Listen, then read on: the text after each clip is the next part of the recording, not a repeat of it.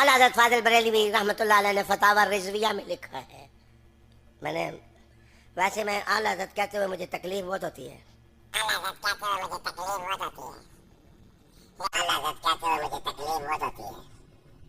لیکن میں کہتا ہوں اس لیے تکلیف ہوتی ہے کہ ابو بکر صدیق کو ہم کہتے ہیں حضرت ابو بکر، عمر کو کہتے ہیں حضرت عمر، عثمان کو کہتے ہیں حضرت عثمان، علی کو کہتے ہیں حضرت علی، حسن کو کہتے ہیں حضرت حسن، سلمان فارسی کو کہتے ہیں حضرت سلمان، عمار ابن یاسر کو کہتے ہیں حضرت عمار ابن یاسر، اور مولانا شاہ احمد رضا کو کہتے ہیں اعلیٰ حضرت.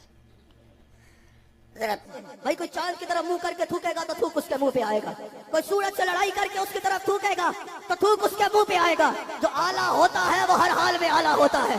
جو اعلیٰ ہوتا ہے جب سورج چمک رہا ہو، جب چاند چمک رہا ہو، اس کو نہ کسی کی باتوں سے کوئی فرق پڑتا ہے اور نہ وہ کسی کے اعلیٰ ماننے کا محتاج ہوتا ہے. احمد رضا کل بھی اعلیٰ تھا.